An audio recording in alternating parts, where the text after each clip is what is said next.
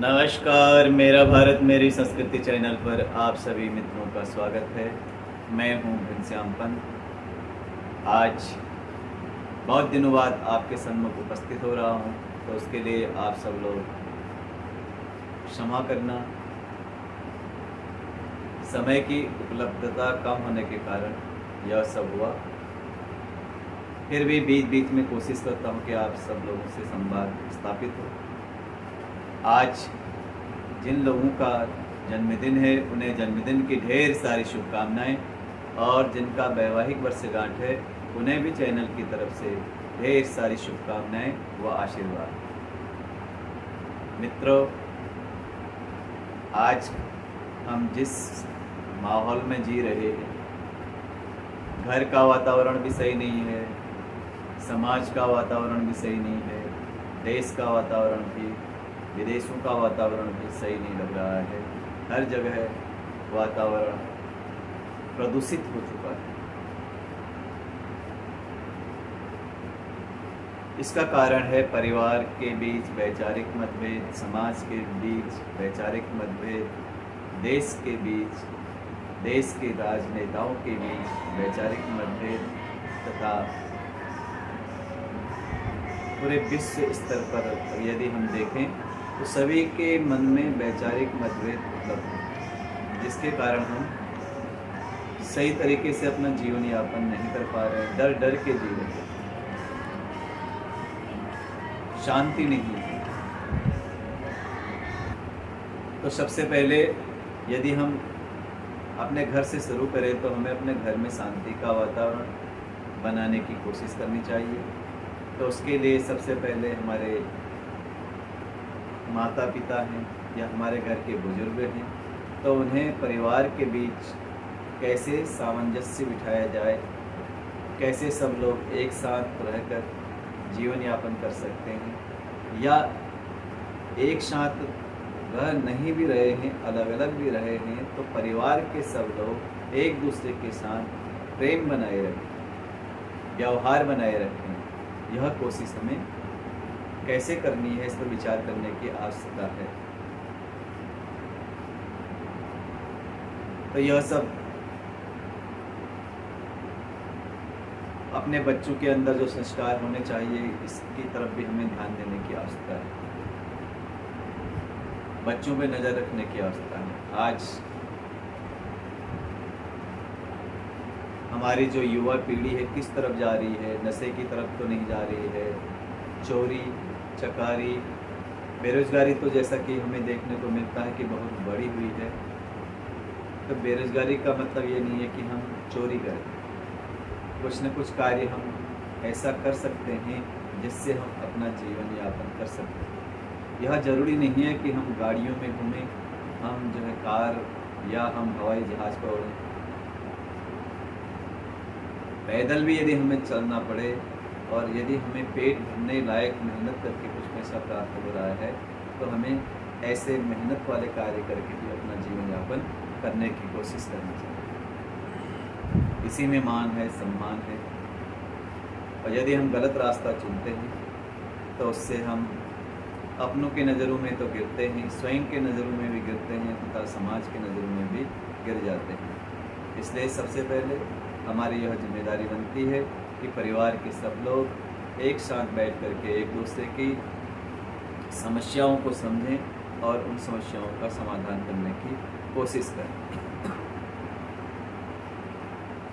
यह नहीं कि ये मुझे इससे कोई लेना देना नहीं, मेरा सब सही चल रहा है, इसका ख़राब चल रहा है तो इसे इसका स्वयं का वो है, ऐसा नहीं। उसको सम्मान देते हुए उसको जो भी परेशानी है उसे योगदान दें और अच्छे रास्ते की ओर चलने में उसकी मदद करें। तभी तो परिवार कहलाता है, अन्यथा फिर परिवार का है। एक दूसरे की आवश्यकता तो हमेशा पड़ती है समाज में, बगैर एक दूसरे की सहायता के समाज चल नहीं सकता। तो हम लोग क्या सोचते हैं कि अरे ये नहीं काम आएगा तो बाहर का व्यक्ति काम आ जाएगा, लेकिन ऐसा नहीं है कि सबसे पहले अपना घर का ही व्यक्ति काम आता है, उसके बाद जो है बाहर के लोग आते हैं। तो अपने घर की शांति के लिए कोशिश करें। तो वेद शास्त्रों के द्वारा जो भी नियम बताए गए थे, बनाए गए थे, उनका पालन हम नहीं करते हैं, जिसके कारण हम आज दुखी रहते हैं, क्योंकि हम नियमों का तो पालन करना नहीं चाहते। यदि हम नियमों का पालन नहीं करेंगे तो फिर हम अनुशासन में ही नहीं रह सकते, और जब अनुशासन में नहीं रहेंगे तो कोई भी कार्य व्यवस्थित रूप से नहीं चल सकता। यह हम सब जानते हैं, इसी पे विचार करने की आवश्यकता है। हम सब लोग मिलकर के, यदि परिवार के लोग मिलकर के यह सोचेंगे तो घर में शांति स्थापित हो सकती है। तो घर में जब शांति रहेगी, घर का माहौल शांत रहेगा, सब लोग शांति के साथ जब जीवन यापन करेंगे तो घर में किसी भी तरह की असुविधा हमें महसूस नहीं होगी, सकारात्मक ऊर्जा का संचार होगा, दैवी कृपा भी हमें प्राप्त होगी। अपने सोने का जो है हमारा नियम होना चाहिए, सुबह जगने का भी नियम होना चाहिए, स्वाध्याय का, पूजा पाठ का, नाश्ता खाना पीना, सब चीज़ का हमारा एक नियम होना चाहिए।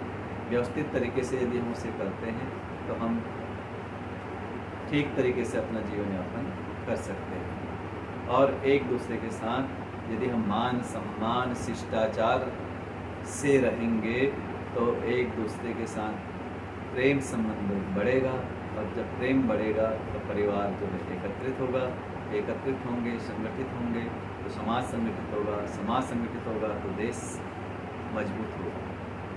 तो यह कोशिश हमें मित्रों करनी चाहिए।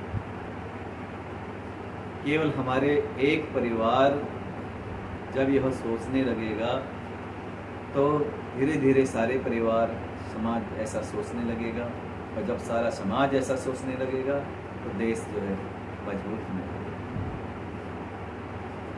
तो आज हमें संकल्प लेना चाहिए कि हम संगठित होकर के प्रेम के साथ, चाहे बड़े हों चाहे बूढ़े हों, घर का कोई भी सदस्य हो, प्रेम के साथ एक दूसरे से मिलकर रहेंगे। यदि हम दूर दूर भी रहते हैं तो संवाद के द्वारा, यानी संचार माध्यम से, टेलीफोन के माध्यम से हम एक दूसरे का हालचाल पूछते हैं, खैर खबर लेते हैं, तो अच्छा लगता है। और यदि कहीं रह रहे हैं जहाँ पे हम आसानी से आधा घंटा, 1 घंटा, 2 घंटे में आ जा सकते हैं, तो हमें एक दूसरे के यहाँ आ जा करके भी पारिवारिक सौहार्द बनाए रखने की कोशिश करनी चाहिए, जिससे प्रेम बढ़ेगा, प्रेम बढ़ेगा तो व्यवहार बढ़ेगा, व्यवहार बढ़ेगा तो समाज बढ़ेगा, समाज बढ़ेगा तो देश बढ़ेगा। तो मित्रों, आज यह संवाद आपको कैसा लगा, इसके बारे में आप ज़रूर बताएं। यदि आप इस चैनल से पहली बार जुड़ रहे हैं तो इसे सब्सक्राइब करें, पहले से जुड़े हुए हैं तो विषय पसंद आए तो लाइक करें और एक दूसरे के साथ शेयर जरूर करें। आज के लिए इतना ही। आप सब खुश रहें, सुखी रहें, स्वस्थ रहें, मस्त रहें। इन्हीं मंगल कामनाओं के साथ आप सबका आभार। नमस्कार।